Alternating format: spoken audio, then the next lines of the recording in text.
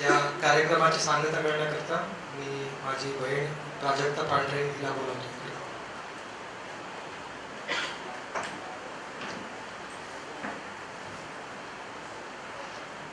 I would rather like to introduce myself as my daddy's girl. And I really wish today he was there with us in flesh and blood to listen to all the wonderful stories that you people had to say about him. I never knew this side of my father, and it feels wonderful to hear about him. Let me narrate to you some stories about him in my life. The very first memory that I have of my dad is when he walked me down to my nursery school. You know, it was a 10 minutes walk in the morning, and there was a buffalo shed on the way. And every time he used to tell me that the buffaloes want to kiss you. You know, those salivating buffaloes with fat lips, and I used to be so scared of them, and I used to just cling to my dad. One day he got a bit more adventurous. He was actually dragging me to the buffalo shed, and I was crying. And there was a caretaker there who saw us, and he thought that my own dad was kidnapping me.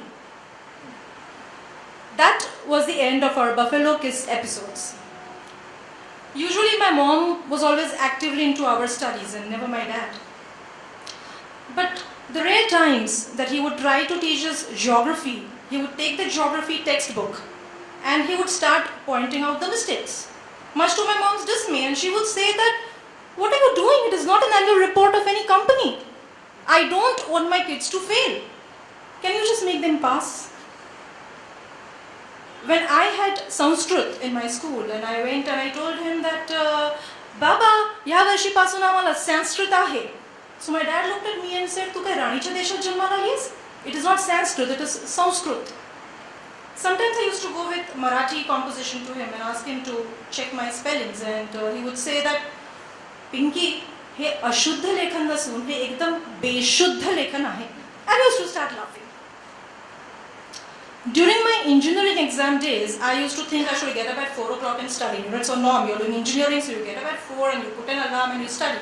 And that time there used to be those alarm clocks, you know, which you wind up and then that alarm just pops up and it goes right in the morning. So I used to keep that alarm clock out there, and I used to go to sleep. And in the morning when I used to get up, it used to be 7 o'clock. So I used to wonder what happened to the alarm, and then I would see that my dad has placed a book on the alarm clock, so that the alarm doesn't go on. I mean, this was so funny. I mean, he was the only dad in Mumbai, I thought, who did not want his daughter to get up at 4 o'clock and study. He wanted her to sleep.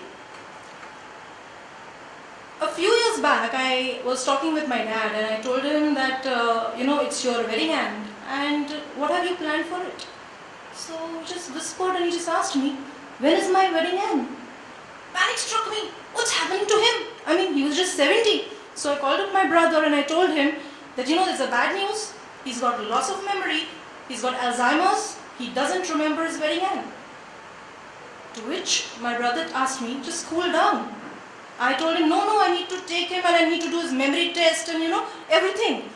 So he said that you don't need to take him to a doc. You can do a memory test. Just ask him some basic questions. So I said, okay, I'll ask him some basic questions, and today I'm going to ask him what is my birth date, your birth date, mom's birth date, residential address, phone numbers. And my brother told me, no, don't ask him such heavy questions. Ask him basic questions for his brain level. So he told me, what you got to ask him is like this: in so-and-so state, in so-and-so year, who was the chief minister? In a particular dam, what is the water holding capacity? In so-and-so country, what is the population, and can you give me percentage-wise breakup, religious? And in the particular state, what is the ratio of non-agricultural land to the agricultural land? You know, I mean, those are the basic questions that you were to ask me. So I said that, oh, you know, I get your point. And still, afterwards when I met him, I put my hands around him, I gave him a hug, and I said that, how are you feeling? I mean, actually what I wanted to ask him is how old you're feeling. He got the gist of what I was trying to tell him. And he told me that I really don't think that I'm old. But when I look into the mirror, the man who looks back at me looks old. You know, my dad used to whip up lovely milkshakes for us, and I used to tell him that, "Baba, when you retire, you know, we are going to have this milkshake booth and all, you know, I don't need to study and all, and we are going to make money, we are going to sell milkshake." And today I want to say that my dad never retired from work. Till the last day that he got a stroke, he did work. He just retired from the world. Sometimes I like to make poetry. But I don't make poetry on sugar, politics, banking sector, or his favorite Saraswat Bank. And I was so much in awe of him that I never thought that I should show him my poetry. Yesterday, I penned down a poetry for him, which I want to read it to you guys, and so just bear with me for another couple of minutes. I spoke in English because a lot of non-Marathi people here who would like to know my feelings or share my feelings, but the poetry is for my dad, so it is in Marathi. This is my Shraddhanjali to him, or you can call it Premanjali. Baba, तुम्ही नसलात तरीही हळूच माझ्या कानात एक हाक ऐकू येते. हळूच कुठेतरी तुमची चाहूल भासते.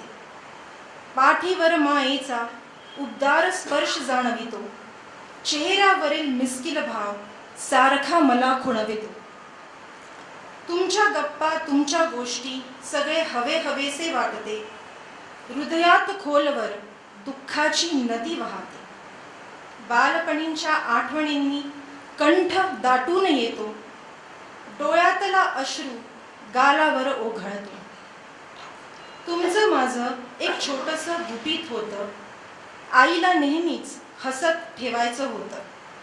अचानक निघून गेलात, तिला रडविलत, पण मी तिला परत हसवणार आहे. आपलं हे गुपित कायम ठेवणार आहे. माहीत आहे मला माझ्यावर विश्वास होता, म्हणूनच अखेरच्या श्वासाला तुमचा हात माझ्या हातात होता. Thank you so much for being here and sharing such wonderful stories about my father. Thank you.